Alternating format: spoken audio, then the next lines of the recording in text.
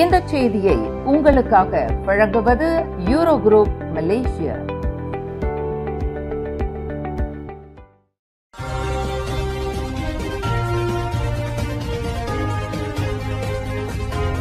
வணக்கம். திசைகளின் 5 மணி செய்திகள். தேர்தல் களம் சூடு பிடிக்கிறது.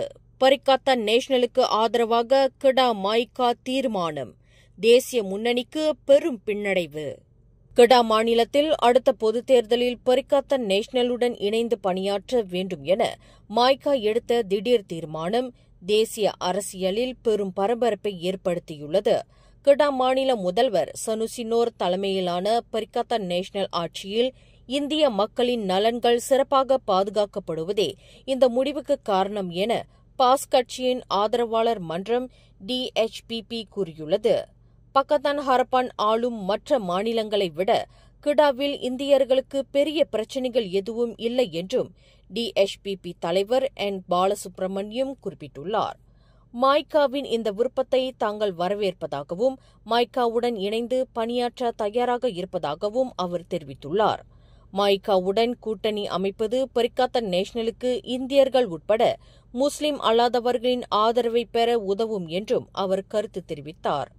மாய்காவின் செல்வாக்கு குறைந்தது அதன் உறுப்பினர்கள் செயலில் இல்லாததால் அல்ல, மாறாக அம்னோவின் ஆதரவு குறைந்ததால்தான் என்றும் அவர் கூறினார். எனினும் இந்த தீர்மானம் கட்சியின் உச்ச தலைமைக்கு கொண்டு செல்லப்பட்டு இறுதி முடிவு எடுக்கப்படும் என கிடா மாய்கா தலைவர் SK சுரேஷ் தெரிவித்துள்ளார். மர்மமான முறையில் உயிரிழந்த 13 வயது மாணவி ஜாரா கைரினா மஹதீரின் புதைக்கப்பட்ட உடல் மீண்டும் தோண்டி எடுக்கப்பட்டு 2ஆம் பிரேத பரிசோதனைக்கு உட்படுத்தப்பட்டுள்ளது. சபாவில் உள்ள குவீன் எலிசபெத் 1 மருத்துவமனையில் நடைபெறும் இந்த பிரேத பரிசோதனையில் சர்டாங் சுல்தான் இட்ரிஷா மருத்துவமனையின் வல்லுநர்களும் இணைந்துள்ளனர். விசாரணையின் நம்பகத்தன்மையை வலுப்படுத்தவும் தவறான குற்றச்சாட்டுகளை தவிர்க்கவும் இந்த நடவடிக்கை எடுக்கப்பட்டதாக ஜாரா கைரினாவின் தாயார் நொரைடா லமாட் சார்பாக வழக்கறிஞர் ஹமீத் இஸ்மாயில் தெரிவித்தார். பிரேத பரிசோதனை முடிந்ததும் உடல் மீண்டும் அடக்கம் செய்யப்படும் என எதிர்பார்க்கப்படுகிறது.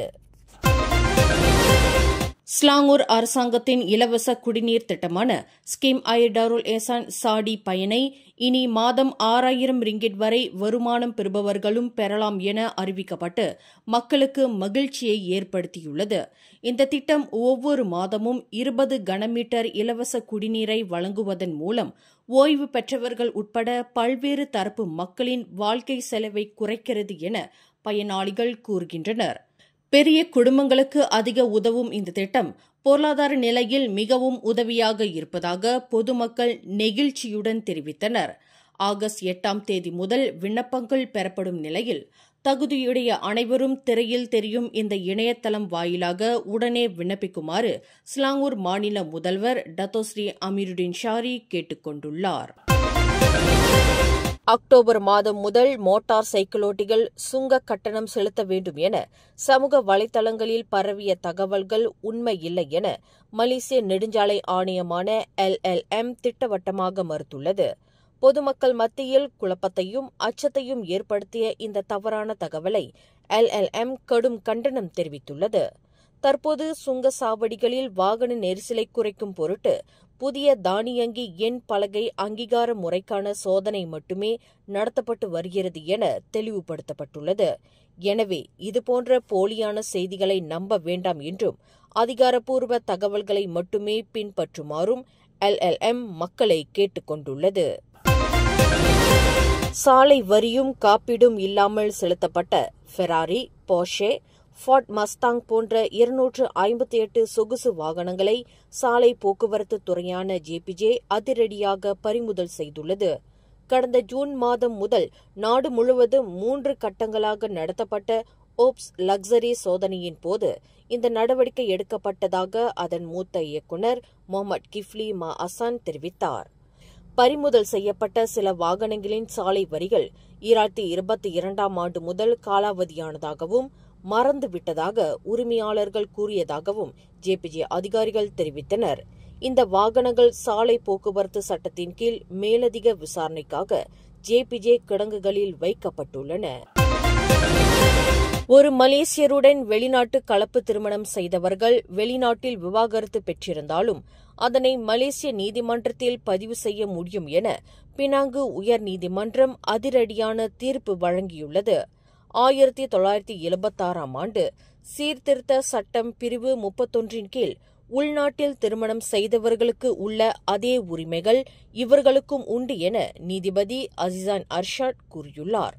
இந்தோனேசிய பெண்ணுக்கும் அவரது மலேசிய கணவருக்கும் வெளிநாட்டில் நடந்த விவாகரத்தை இங்கே பதிவு செய்ய அனுமதி கோரிய வழக்கில் இந்த தீர்ப்பு வழங்கப்பட்டது. மலேசியாவில் இவ்வாறான கலப்பு திருமணம் செய்தவர்களுக்கு இது ஒரு முக்கியமான வாய்ப்பை ஏற்படுத்தி தரும் என எதிர்பார்க்கப்படுகிறது. சுகாதார அமைச்சு அங்கீகரிக்காத போலியான மருத்துவ பொருட்களையும் சேவைகளையும் உள்ளடக்கிய 2033 விளம்பரங்களை மலேசிய தொடர்பு பல்லூடக ஆணையம் MCMC நீக்கியுள்ளது. இந்த அதிரடி நடவடிக்கை இந்த ஆண்டின் ஜனவரி மாதம் முதல் ஆகஸ்ட் 1ஆம் தேதி வரை பெறப்பட்ட 2283 புகார்களின் அடிப்படையில் எடுக்கப்பட்டுள்ளது. போலியான மருந்துகள் குறித்து பொதுமக்கள் புகார் அளித்தால் அதனை சுகாதார அமைச்சுக்கு அனுப்பி உறுதி செய்த பின்னரே நடவடிக்கை எடுக்கப்படும் என தொடர்பு துணை அமைச்சர் தியோனி சிங் தெரிவித்துள்ளார். சமூக வலைதளங்களில் பரவும் இத்தகைய விளம்பரங்களை நீக்கும் பணி தொடர்ந்து மேற்கொள்ளப்பட்டு வருவதாகவும் அவர் கூறினார். திருடிய கடல் உணவுகளுடன் தப்பிக்க முயன்ற வியட்நாம் நாட்டைச் சேர்ந்த ஆடவர் ஒருவர் கத்தியை காட்டி 11 மாத குழந்தையை தாயிடம் இருந்து பிடுங்கி கடத்த முயன்ற சம்பவம் பெரும் பரபரப்பை ஏற்படுத்தியிருந்தது.